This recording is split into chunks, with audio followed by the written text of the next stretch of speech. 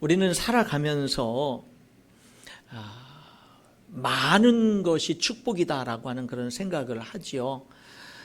교회도 사람들이 조금 모이는 것보다 많이 모이는 교회가 이렇게 뭐 부흥이라고 그러고 축복이라고 그러고요. 그렇죠? 돈도 뭐 조금 버는 것보다 많이 버는 게 더 축복이고 그게 힘이라고 그렇게 생각을 하지요. 그런데 그런 것보다 더 소망이 있고 더 능력이 되는 것이 있을 때가 있어요. 소수라 할지라도, 굉장히 작은 것이라 할지라도 정말로 많은 것보다 더 큰 힘이 되고 진정한 소망이 되는 것이 있는데, 그게 뭐냐면 하나님 말씀에 순종하는 그 사람이 그럴 때가 있어요.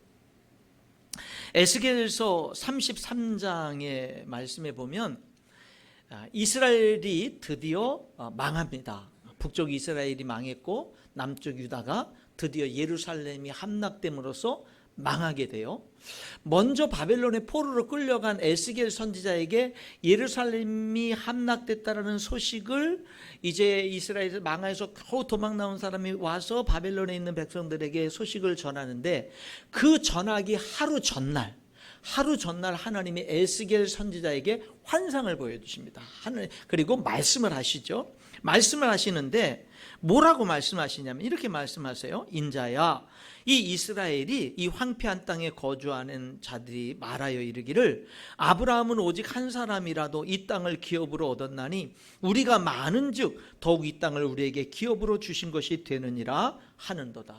무슨 말이냐면 망해가는 이스라엘 백성들이 이렇게 위로를 하는 것, 스스로를 위로하기를 지금 우리가 지금 망하기 직전인데, 그래서 망하기 직전이지만 우리는 안 망할 거야. 우리는 계속 이 가나안 땅에서 우리는 잘 살 수 있을 거야. 왜냐하면 아브라함은 혼자였을 때도 하나님이 아브라함에게 이 가나안 땅을 주신다고 약속해서 주셨잖아. 혼자였을 때도. 근데 지금 그 아브라함의 후손인 우리들은 얼마나 많아. 비록 우리들이 전쟁에 수많은 사람이 죽어갔고 수많은 사람들이 포로로 끌려갔고 지금 소수의 사람들이 남아서 지금 겨우겨우 버티고 있지만, 그렇지만 우리들은 결국 안 망할 거야. 왜냐하면 우리는 비록 많은 사람이 죽고 포로로 끌려갔지만 남아있는 사람이 소수지만 아브라함에 비하면, 아브라함이 이 가나안 땅에 처음 왔을 때 혼자였을 때 비하면 우리들은 지금 얼마나 많아. 아브라함은 혼자에서도 가나안 땅을 하나님이 주셨는데 우리 아브라함의 후손인 우리들은 얼마나 많아. 그러니까 하나님은 틀림없이 이 가나안 땅을 우리에게 줄 거야. 이렇게 남은 사람들은 스스로 위로한 거예요. 그들은 자기들의 인생의 소망을 어디에 둔 거냐면 다수에 둔 거예요. 다수. 우리는 많잖아. 우리는 더 많잖아. 여기에 소망을 둔 거죠. 근데 하나님이 그들에게 뭐라고 말씀하시는 줄 아세요?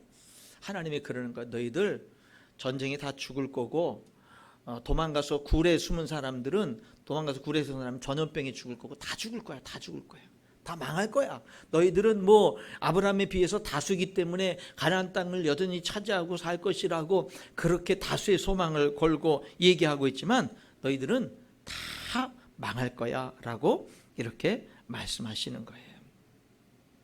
왜냐하면 그들이 다수인 건 맞지만 그들은 어떤 다수였느냐면 고기를 핏째 먹고 우상을 섬기고 사람들의 피를 흘리고 칼을 믿고 가증한 일을 행하고 성적으로 타락한 다수였기 때문에 그래요. 다수인데, 많긴 많은데 하나님 말씀에 순종하지 않는 거예요. 그러니까 그들은 그냥 우리는 다수야, 우리는 많아, 그때보다 많아, 여기에 소망을 걸고 희망을 걸고 이게 힘이라고 생각했지만 하나님은 너희들이 다수지만 너희들이 지금 어떤 다수인가 봐봐. 온갖 죄란 죄는 다 짓고 회개할 줄 모르고 돌아설 줄 모르는 다수잖아. 아브라함 혼자였지. 근데 혼자였지만 하나님 말씀에 순종해서 갈대아우르 본토 친척집을 떠날 줄 아는 사람이었고, 그는 비록 부족하고 자기 아내를 누이라고 속여서 가정의 위기도 맞이하고 여러 가지 부족함도 있었던 사람이지만 그는 하나님 말씀하시면 잘못했으면 잘못했다고 하고 하나님 말씀하시면 그 말씀대로 언제든지 순종하는 사람이었어.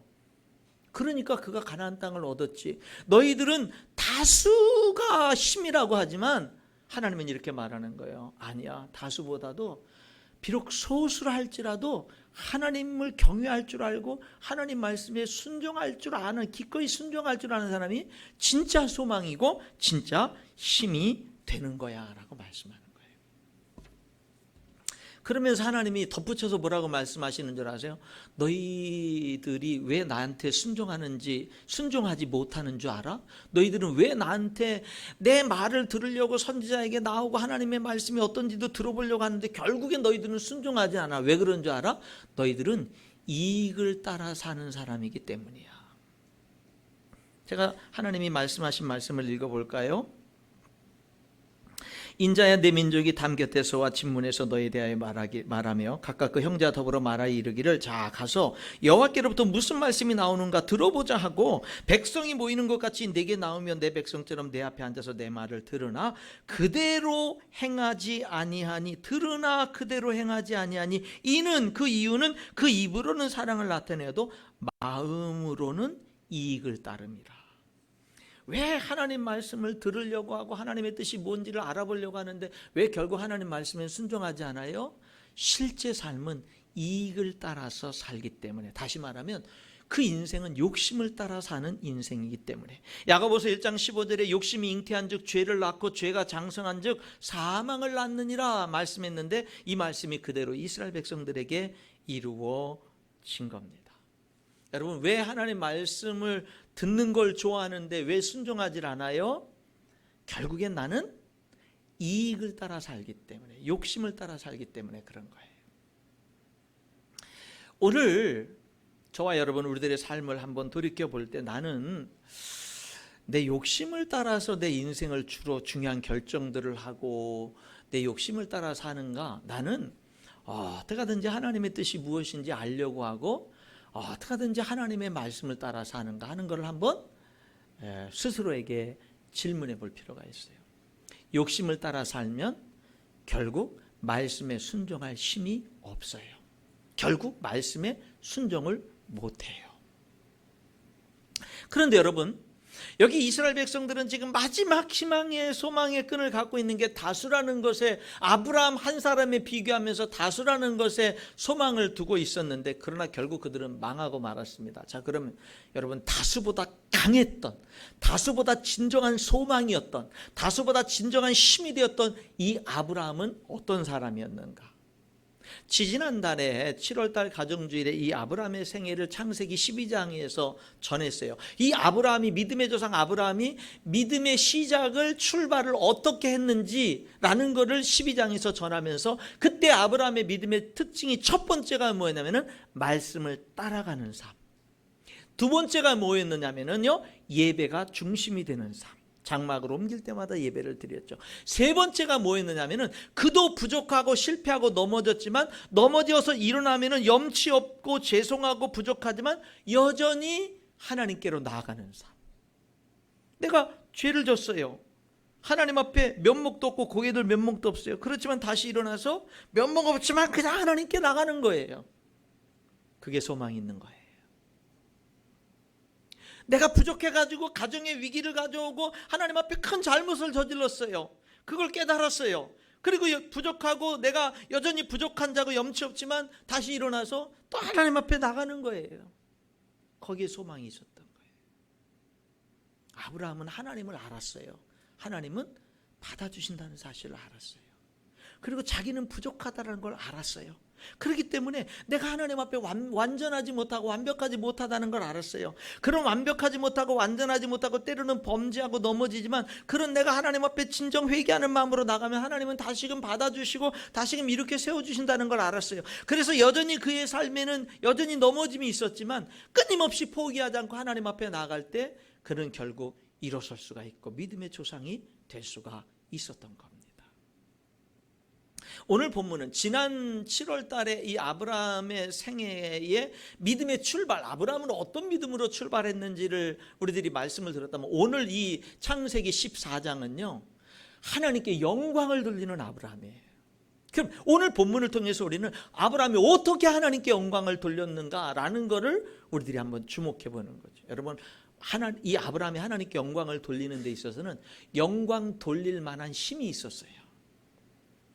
어떤 사람은 마음에 하나님께 영광을 돌리고 싶은 마음은 있지만 영광 돌릴 만한 힘이 없어요. 그러니까 맨날 마음에서 끝나지 영광을 돌릴 힘이 없어요. 그래서 영광을 못 돌리는 거예요. 그럼 어떤 사람이 영광을 돌릴 힘이 있고 어떤 사람이 영광을 돌릴 힘이 없는가? 돈이 많으면 하나님께 영광 돌릴 힘이 있고 돈이 없으면 영광을 돌릴 힘이 없는가? 지식이 많으면 하나님께 영광을 돌릴 힘이 있고 지식이 없으면 영광을 돌릴 힘이 없는가? 예. 사람들이 많으면 하나님께 영광을 돌리고 사람들이 적으면 하나님께 영광을 돌릴 힘이 없는 것인가? 여러분, 과연 어떤 사람이 하나님께 영광을 돌릴 힘이 있는 사람인가? 여러분, 여기 아브라함을 통해서 보니까 말씀을 들을 때 하나님께 영광 돌릴 힘을 갖게 되는 거예요. 말씀을 들을 때. 아무리 세상적인 힘들이 많아도요, 말씀을 듣지 않으면 하나님께 영광 돌릴 힘이 없어요. 여기 아브라함 오늘 본문 속으로 한번 들어가 볼까요? 아브라함이 전쟁에서 승리하고 돌아오는 모습입니다. 여러분, 그 조카 롯과 헤어졌는데 아들과도 같았던 조카 롯과 헤어졌는데 조카 롯이 이제 삼촌을 떠나서 소돔성에 들어가 살았어요. 그리고 소돔성에서 조카 롯이 부자가 돼가지고 이렇게 그 지도자의 위치에 서가지고 영향력 있는 삶을 살았어요. 근데 이 소돔성이 전쟁에 휘말립니다. 그리고 패배하죠. 그래서 소돔성에 수많은 그런 물건들이 약탈당하고 백성들이 다 포로로 끌려갑니다. 그때 조카 롯도 포로로 끌려가는 거예요. 그 소식을 아브라함이 들었습니다. 그랬을 때 아브라함은 자기 집에 어려서부터 이제 길렀던 318명의 건장한 성장에서 청년이 돼서 아브라함을 위해서 목숨까지 내놓고 싸울 만한 준비가 되는 318명과 그리고 그 가나안 땅에서 동맹을 맺은 사람들과 함께 뭐냐면요, 그 전쟁에서 승리하고 돌아가고 있는 그 사람들을 추격합니다. 그 왕들을 추격해서 급습을 해가지고요, 도저히 군사력으로는 상대가 안 되는 그 싸움에서 하나님의 기적 같은 도우심으로 승리를 한 거예요. 그래서 모든 전리품들을 다 되찾아오고 소돔성의 백성들 포리산들을 다 끌어오게, 다 데리고 오게 된 거예요.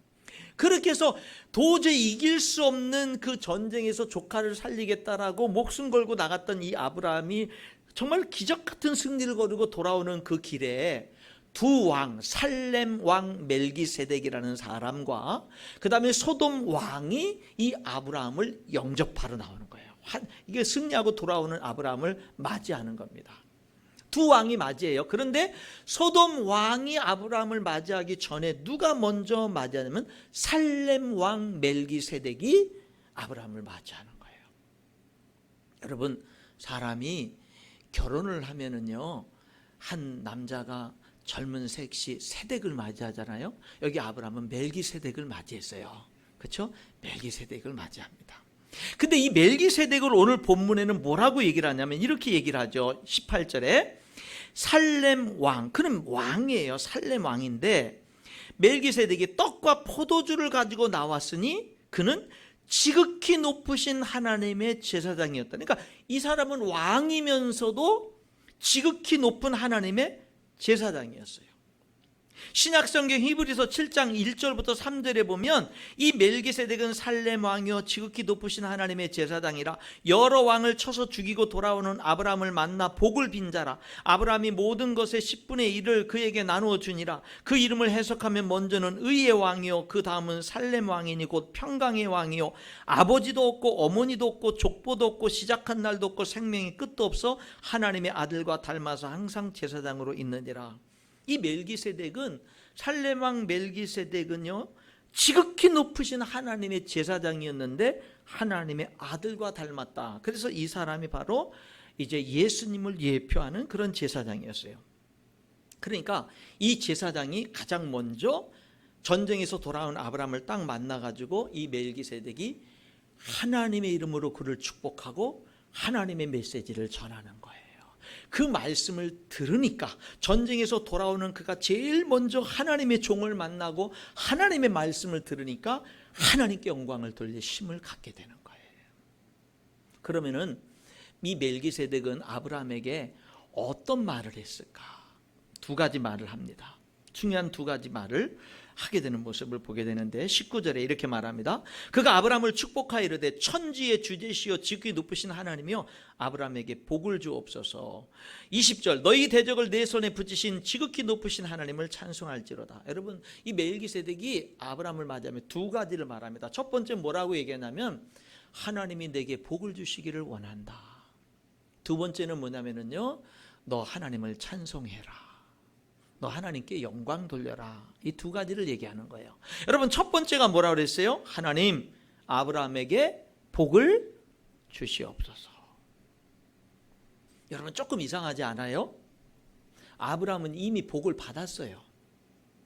이미 전쟁에 승리했다고요. 여러분 예를 들면 아브라함이 지금 왕들과 싸우러 그 소수의 군사를 이끌고 가려고 할 때 그때 멜기세덱이 나타나서 아브라함을 안수하고 축복하면서 하나님 군사력으로는 상대도 안 되는데 하나님 축복해 주시어서 하나님 전쟁에서 승리하게 해주세요. 이러면 이해가 되잖아요. 지금은 뭐예요? 이미 전쟁에서 이기고 승리하고 돌아온 거잖아요. 이미 승리하고 온 사람에게 축복하는 거예요. 이미 복을 받은 사람, 받고 돌아온 사람에게 축복하는 거예요. 좀 깊이 생각해 보면 안 맞을 수 있어요. 근데 여러분 여기에 우리 인생의 비밀이 있는 거예요. 이미 승리한 사람에게 축복합니다. 무슨 말이에요? 승리는 한두 번으로 끝나면 안 되고 계속돼야 되는 거예요. 축복은 한두 번 받고 끝나면 안 되고 계속돼야 되는 거예요. 그래야 진짜 승리가 되고 그래야 진짜 축복이 되는 거예요. 한두 번 복을 받아가지고 교만해져서 더 크게 인생을 망치는 사람들 많습니다.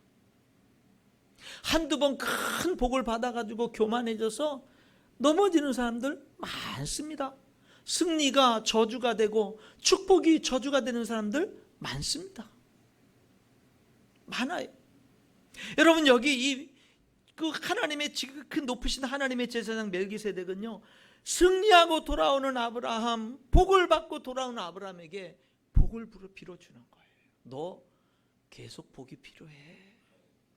또 계속 하나님의 은혜가 필요하고 하나님의 도움이 필요하고 계속해서 하나님의 축복이 필요한 거야. 승리는 계속돼야 돼. 그게 진짜 승리야. 축복은 계속돼야 돼. 그게 진짜 축복이야. 승리 후에 그 승리를 뒷받침할 만한 축복이 계속 연결돼야 되는 거야 라고 하는 거예요. 여러분 저 여러분의 삶이 한두 번의 축복과 승리로 교만해지고 그리고 우리들의 삶이 깨어져 버리는 그런 삶이 아니라 사랑하는 성도 여러분 정말로 축복이 됐을 때 승리가 됐을 때 그 축복과 승리를 잘 관리할 줄 알고 간직할 줄 알아서 계속 축복된 삶으로 승리하는 삶으로 나아가는 은혜가 있을 수 있기를 주님의 이름으로 축원합니다. 두 번째 멜기세덱이 한 말이 뭐예요? 하나님을 찬송해라. 무슨 말이에요? 너 하나님께 영광 돌려라. 너가 목숨 걸고 싸워서 승리한 것으로 그렇게 생각할 수 있지. 너 기억해야 돼. 너 깨달아야 돼. 하나님이 도우셔서 승리한 거야.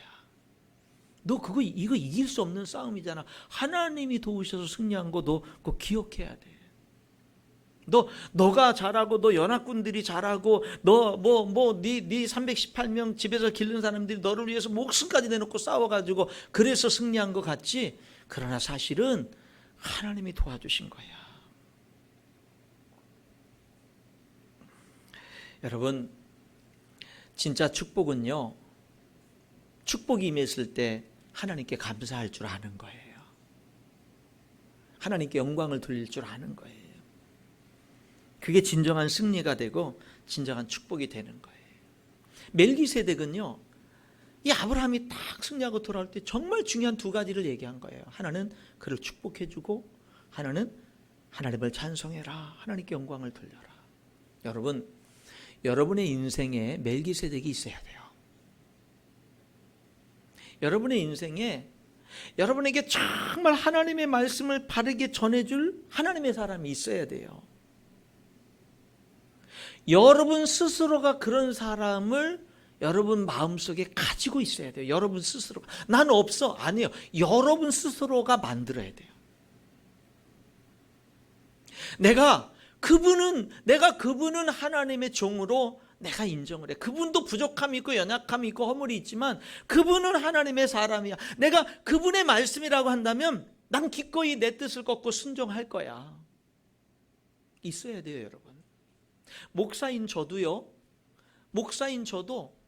제가 많은 목사님들을 아는데 그 가운데 제 인생에 중요한 것이 있을 때는 찾아뵙고 질문하고 조언을 구하고 그 조언을 결코 가볍게 듣지 않고 무겁게 듣는 목사님이 계셔요.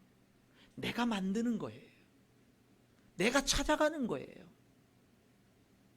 나도 있어요, 그런 분이. 여러분이 있어야 된다. 여러분의 인생에 멜기세덱이 있어야 된다니까요. 여러분, 아브라함이 사람이 전쟁에서 승리하고 돌아오면은요, 정말 기적 같은 승리를 거뒀잖아요. 이거는 쉽게 교만할 수 있어요. 예, 하나님께 영광 돌리는 거 쉽지 않아요. 그때 내가 잘났다고 모든 영광을 내가 받기가 쉽지. 반대로 사람이 너무 어렵고 너무 인생이 고통스럽고 힘든 시기를 거치면 그 속에서 하나님께 영광을 돌리는 거 그것도 쉽지 않아요. 원망불평하기 쉽지. 그런데 여러분, 너무 어렵고 힘들든지 너무 상상 외의 위대한 성공과 축복을 받았든지 우리가 하나님께 영광을 돌릴 수 있는 힘은 어디서 오는 거냐면 말씀을 하나님 말씀으로 들을 때 그 힘이 우리에게 주어지는 거예요. 여러분들 가운데 지금 평범한 삶을 사시는 분도 있고 너무 힘든 인생을 사시는 분도 있고 정말 모든 일들이 형통하고 부족함이 없는 삶을 사시는 분들도 계실 텐데 여러분이 어떤 형편에 있든지 여러분이 정말 하나님께 영광을 돌리려면 그럼 여러분 말씀을 들으셔야 됩니다. 하나님 말씀으로 들어야 돼. 그게 진짜 힘이에요. 하나님의 말씀으로 들으면서 사는 인생이 진짜 힘 있는 인생, 소망 있는 인생이 되는 거예요. 여기 아브라함은 어떻게 하나님께 영광을 돌렸느냐면요, 먼저 하나님의 말씀을 전쟁에 돌아오는 그가 가장 먼저 하나님의 종을 만나 하나님의 말씀을 들었기 때문이에요. 자, 그럼 구체적으로는 어떻게 영광을 돌렸느냐? 어떻게 돌렸나 볼까요? 여기 20절에 지극히 높으신 내 대적을 내 손에 붙이신 너 하나님이 내 대적을 이기도록 해서 너 승리한 거야. 그 하나님을 찬송해라. 하나님께 영광을 돌려. 그러니까 아브라함이 그 얻은 것에서 10분의 1을 멜기세덱에게 주었더라. 아브라함이 10분의 1 수입의 그 모든 전리품의 10분의 1을 멜기세덱, 지극히 높으신 하나님의 제사장 멜기세덱에게 드리는 거예요. 11조를 드리죠. 율법이 있기 전에. 여기에는 이 10분의 1을 드리는 여기에는 무슨 고백이냐면 맞습니다. 멜기세덱 제사장님 맞습니다. 지금 나의 이 전쟁의 승리는 나의 열심이나 용맹이나 나와 동역한 사람들, 그 사람들의 수고도 있었지만 그보다도 하나님이 함께 하시고 도와주시고 역사하셔서 승리가 된 것을 나도 믿습니다 라는 고백이 여기에 있는 거예요. 아마 아브라함은요, 전쟁에서 돌아올 때 이렇게 10분의 1을 하나님께 드릴 생각을 못했을 겁니다. 아마 거의 못했을 거예요. 그런데 멜기세덱을 만나서 정말로 복을 빌어주는, 복을 받고 승리를 주신 하나님을 찬성해라, 하나님께 영광을 돌려라 라는 그 말씀을 듣는 순간 그가 깨달은 거죠. 아, 맞아, 하나님이 승리케 하셨지. 그래서 그 사실을 인정하면서 그 전리품의 10분의 1을 하나님께 드리는 거예요. 왜? 네 전쟁이 하나님의 도움으로 승리했다라는 걸 고백을 하는 거예요. 여러분, 내가 가진 것이 내 힘으로만 된 것이 아니라 하나님이 축복해 주셨고 하나님이 은혜를 베풀어 주셔서 얻은 것이라는 것을 깨닫고 감사함으로 우리가 하나님 앞에 드리는 게 11조의 의미가 되는 거죠. 여기 아브라함은요, 자기가 전리품에서 하나님께 드림으로 하나님께 영광을 돌렸어요. 그런데 여러분, 우리도 하나님께 드림으로 하나님께 영광을 돌려요. 근데 아브라함이 또한 하나님께 영광을 돌린 게 뭔 줄 아세요? 포기함으로 하나님께 영광을 돌립니다. 여러분, 포기가 하나님께 영광을 돌리는 거예요. 이거는 많은 사람들이 간과할 수 있는 겁니다. 우리가 하나님께 귀한 것 많은 것 드려서 영광을 돌린다, 이거는 우리들이 다 알고 있어요. 모든 교회 다니는 그리스도인들이 다 알고. 그런데 내가 마땅한 거를 할 수 있는 것을 하나님의 영광을 위해서 기꺼이 포기하는 게 하나님께 영광을 돌리는 거라는 거예요. 여기 살렘 왕이 아브라함과의 대화가 끝나니까 이어서 소돔 왕이 아브라함을 맞이하면서 이야기합니다. 21절, 소돔 왕이 아브라함에게 이르되 사람은 내게 보내고 물품은 내가 가지라. 큰 인심 쓰죠, 그렇죠? 예, 사람, 우리 소돔 백성들은 나한테 보내고 모든 내가 빼앗겼던 이 소돔성의 모든 물건들 탈취당했던 거 내가 되찾았는데 그거 다 너 가져, 그런 거죠.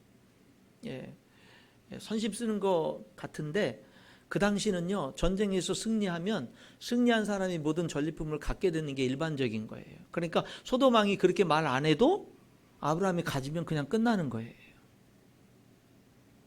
근데 그거를 당연한 건데 그거를 뭐 하는 거예요? 소돔 왕은 마치 자기가 선심 쓰듯 그렇게 말하는 거예요.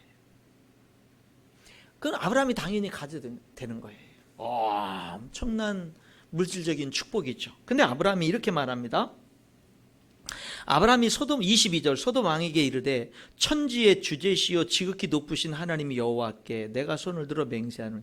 요 22절 말씀은요, 19절에 살렘 왕 멜기세덱이 아브라함에게 한 말 그대로 따라서 하는 거예요. 19절에 천지의 주제시요 지극히 높으신 하나님이요 아브라함에게 복을 주옵소서 그렇게 축복했더니 아브라함은 소돔 왕에게 뭐라고 말을 하냐면요, 천지의 주제시요 지극히 높으신 하나님 여호와께 내가 손을 들어 맹세하노니. 23절, 내 말이, 소돔 왕의 말이, 내가 소돔 왕이 아브라함으로 치북케 하였다 할까요? 아브라함은 나 때문에 부자가 됐어. 내가 얼마나 많은 물질을 그에게 준 줄 알아? 아브라함이 부자가 된 건 내가 그를 부자로 만든 거야. 나 때문에 부자가 된 거야 라고 소돔 왕이 그렇게 외치면서 다닐까 하여 내게 속한 것은 실 한 오락이나 들매끈 한 가닥도 내가 가지지 아니하리라. 아브라함에게는요, 이런 믿음이 있는 거. 지금까지도 아브라함이 벌써 집안의 그 족장으로서, 그 당시 족장시대 족장으로서 집안에 벌써 전쟁에 나갈 만한 용맹한 젊은이들이 318명이나 있다면 벌써 대가족을 이루는 그런 족장이었단 말이죠. 아브라함도 이미 하나님께 엄청난 복을 받은 사람이란 말이에요, 아브라함은. 그런데 아브라함은 하나님이 내 인생에 계속 복을 주실 것을 알아요. 근데 만약에 지금 전쟁에서 돌아온 이 전리품, 소돔성의 전리품을 내가 취하는 게 당연한 건데, 이거 취했다고 누가 욕할 사람 없고 그거 당연한 거 가졌네 이럴 건데, 근데 뭐냐, 여기 한 가지 위험 요소가 있는 거예요. 이 소돔 왕이라는 이 사람은 계속해서 뭐냐면은 아브라함은 나 때문에 복 받은 사람이야, 내가 축복한 거야 라고 할 거라는 거예요. 그러니까 하나님께 영광, 내 인생이 잘됨으로 내 인생을 통해 하나님께 영광을 돌려야 되는데, 하나님께 돌려야 될 모든 영광을 이 소돔 왕이 다 가로챌 거라는 거예요. 그 위험성이 있는 거예요. 그 위험성 때문에 포기하는 거예요. 실 한 오락에도 갖지 않겠다라는 거예요. 여러분, 그 재산이 적은 재산이 아닙니다. 엄청난 재산입니다. 여기 엄청난 재산이 있어요. 여기 하나님께 영광이 있어요. 아브라함은요, 이 둘 가운데 하나님께 영광을 돌리는 길을 선택한 거예요. 그것을 위해서 뭐예요? 포기한 거예요. 여러분, 우리 교회에 이 시간에 같이 예배드리는 우리 교회 성도 가운데는요, 재정적으로 어렵게 살아가는 분이 계셔요. 재정적으로, 물질적으로 정말 어려운 삶을 살아가는 분이 계셔요. 근데 일을 할 수 있어요. 지금 하는 일이 어렵지만 또 다른 투잡을 뛸 수도 있고 뭐 다르게 돈을 벌 수 있는 일들이 있어요. 알아보기도 했어요. 근데 뭐냐, 그 일을 하려고 하다 보니까 주일 성수에도 문제가 생겨요. 내게 교회에서 맡겨진 직분을 감당하는 그 자리에서 감당하는 거에도 문제가 생겨요. 그러니까 뭐 하는 거예요? 그냥 가정적으로 여전히 어려운 그런 길을 걸어가면서 그냥 교회에서 맡기신 사명 때문에 하나님이 내게 주신 일들을 감당하기 위해서 포기하는 분이 계셔요. 같이 대화도 나누고 하나님께 정말 축복해달라고 간절히 기도도 하고 해요. 주일 성수하면서 주신 직분 맡기면 잘 감당하면서 잘 되게 해달라고 간절히 기도는 하는데 그것도 하나님께 영광이 된다라는 거예요. 오늘 여기 아브라함이 하나님께 영광을 돌리는 길은 크게 두 가지입니다. 하나는 뭐예요? 드림으로. 전리품의 11조를 드린다는 거 엄청난 거 드리는 거죠. 드림으로. 또 하나는 뭐예요? 그 전리품을 다 나머지 10분의 1을 드리고 다 가지라고 하는데 하나님의 영광이라는 그 한 가지를 위해서 다 포기해버리는 거예요. 드림으로 영광도 돌리고요. 포기함으로 영광도 돌리는 거예요. 여러분, 우리나라가 경제적으로도 이제 어려움도 맞이하고 교회도 7, 80년대 한참 부흥의 가도를 달리다가 지금은 한 사람 전도하기도 어려운 그런 시대를 맞이했습니다. 그것이 나쁜 것만은 아니에요. 우리들을 하여금 제대로 정신 차리게 만드는 면도 있어요. 다시 말하면 진짜 하나님 앞에서 인생의 성공이 뭐냐라고 하는 성공의 개념을 다시 정리하게 만드는 거예요. 옛날에는요 그냥 그 7, 80년대 한국 교회가 막 부흥하니까 교회들 정말 하나님이 진실하고 신실하게 믿는 사람들도 자기도 모르는 사이에 어떤 그 개념들이 형성되냐면 교회는 부흥해야 하나님께 영광을 돌리는 거야. 이런 개념들이 형성이 돼 있었어요.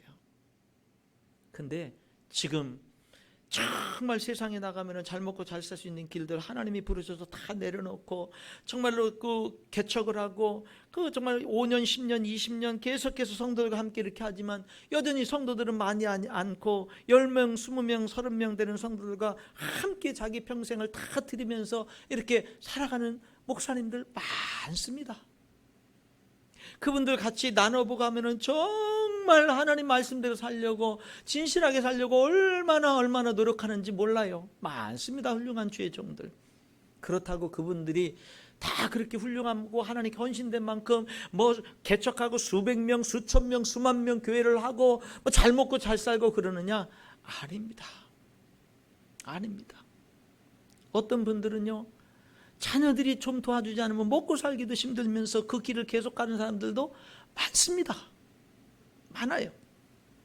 여러분, 그런 일들 속에서 진짜 하나님 앞에 성공이 뭐냐? 정말 위대하고 큰 일들을 이루는, 그렇게 해서도 영광을 돌립니다만은 여러분, 우리들이요 그런 큰 일들을 이루는 것보다 하나님이 내게 맡겨주신 영혼들 진짜 사랑하고 진짜 축복하고 그들이 진정한 하나님 앞에 진실한 믿음을 갖고 정말 하나님 앞에 서는 날 인정받는 그런 삶이 되도록 그렇게 후원해주고 하나님이 내게 맡기신 영혼이라고 해서 그렇게 그냥 진실함으로 그들을 대하고 하는 거 위대한 거예요. 무조건 많이 모이는, 여러분 오늘 여기 이스라엘 백성들 처음에 말씀드린 것처럼 다수만이 위대한 게 아니라 뭐예요? 소수든 다수든 하나님 경외할 줄 알고 하나님 말씀에 순종할 줄 아는 게 위대한 거예요. 드리는 것도 위대하지만 손해보는 것도 위대한 거예요. 여러분, 우리들이 하나님의 영광을 위해서 교회를 세우기 위해서 희생할 줄 아는 거, 손해볼 줄 아는 거, 하나님께 영광 돌리는 거예요. 우리 교회의 5가지 비전 가운데 두 번째가 다음 세대를 세우는 교회입니다. 우리는 이것을 그냥 외치는 게 아니라 이것이 우리들이 갈 길이에요. 방향이에요. 뭐 이거를 우리들이 지금 다 그대로 100% 잘하고 있다는 건 아니에요. 여전히 부족함이 많지만 그 길을 향해서 나가는 거예요. 그 길, 이 길을 향해서 우리들이 계속해서 달려 나가는 거예요. 그러는 가운데 우리 다음 세대들을 이제 부흥시키기 위해서 다음 세대 담대성 사역자들하고 고민하다가 그러다가 주일날 3부 예배, 주일날 2시 반은 우리 학생 청년들이 모여서 드리는 주일 3부 예배로 정했어요. 잘했습니다. 학생들이 열심히 모여서 예배도 드리고 찬양도 하고 활동도 합니다. 그런데 그렇게 몇 년 이렇게 좀 그렇게 진행하다 보니까 또 다른 고민이 생기는 거예요. 목사인 저에게 또 다른 고민. 어떤 고민이냐면 너무 학생 청년들이 교회 어른들의 세대와 단절이 되는 거예요. 모르는 거예요. 단절이 되는 거예요. 학생 청년들은 학생 청년들끼리만 모여서 예배드리고 찬양하고 활동하고 하고 어른들은 그나마 한 달에 한 번 가정주일에 오늘과 같이 이렇게 같이 모여서 예배드리면 이것도 그냥 예배드리고 그냥 헤어지는 거지 뭔가 같이 하는 그런 것들이 부족한 거예요. 이러면 안 되는데 교회라는 것이 어린아이부터 어른들까지 함께 하나 되는 것이 필요한 건데, 그리고 우리 학생 청년들은 얼마 안 가면 교회를 계속해서 정말로 이렇게 계속해서 일꾼들이 돼가지고 우리들의 바톤을 이어서 하나님의 나라를 이뤄가야 될 일꾼들인데, 근데 이게 너무 단절이 된 거예요. 이 고민이 있는 거예요. 이 고민이 있는 겁니다. 그러다 보니까 우리 학생 청년들도 뭐 이런 생각도 가질 수 있는 거죠. 뭐냐면 나 주일 2시 반 3부 예배 나왔으면 주일 성수 한 건데 왜 나더러 뭐 이래라 저래라 하느냐, 이럴 수도 있는 거죠. 그러나 여러분, 우리 주일 성수라는 것이 예배만 참석하는 게 주일 성수가 아니죠. 더 적극적인 주일 성수가 필요하죠. 봉사도 필요합니다. 우리 학생 청년들도요, 유치부나 초등부나 학생부 교사가 되는 게 필요하고, 글로리아 찬양대에 헌신하는 것도 필요해요. 그리고 다른 여러 교회 사역들에 같이 여러분들의 헌신이 많은 부분에 필요합니다. 그리고 그렇게 헌신하다 보면, 예를 들어서 글로리아 찬양대 헌신을 했다 그러면은 어떻게 해야 되죠? 더 많은 희생을 해야 돼요. 주일날 그냥 2시 반 예배만 나와서 예배드리고 이렇게 모여서 끝나고 가면 되는데, 성가대 헌신하면 어떻게 해야 돼요? 토요일날도 나와서 연습해야 돼요. 주일날 11시 예배 나와야 돼요. 11시 10시까지 나와서 연습하다가 11시 예배 참석해야 돼요. 그리고 끝나고 식사하고 난 다음에는 좀 기다렸다가 2시 반에 학생부 예배 참석하고 해야 돼요. 얼마나 많은, 한 번 성가대 한 번 헌신하게 되면 얼마나 많은 또 값을 지불해야 됩니까? 근데 그게 필요하다라는 거예요. 우리 학생들도, 우리 청년들도 어른들과 함께 섞여서 헌신하고, 그 속에서 같이 교제하고, 우리가 주 안에서 영적인 한 가족이라는 것을 느끼는 이런 것이 필요하다는 거예요. 그래서 저는 오늘 이 2부 예배 우리 학생 청년들에게 도전합니다. 여러분, 교회를 위해서 헌신하십시오. 여러분, 주일 3부 예배 참석해서 같이 학생 청년 예배 드리고 활동도 하고, 그거 계속 하십시오. 그런데 한 걸음 더 나가십시오. 헌신하세요. 어른들과 함께 뒹구세요. 어른들과 함께 하세요. 그리고 여러분들이 교회 일꾼으로 성장해 나아가는 그것이 필요해요. 교회에도 분위기라는 것이 있어요. 어떤 교회는요, 다 헌신 안 하려고 하는 분위기에 빠져 있을 수 있고, 어떤 교회는 서로 다 정죄하고 미워하는데 분위기에 휩쓸려 있을 수도 있고, 어떤 교회는 사랑의 분위기, 어떤 교회는 헌신하고 섬기는 분위기가 휩쓸 수 있어요. 여러분, 우리 학생들에게도요, 헌신하는 분위기가 충만히 흐를 수 있기를 간절히 바랍니다. 여러분, 하나님께 영광을 돌리는 게 뭐라고요?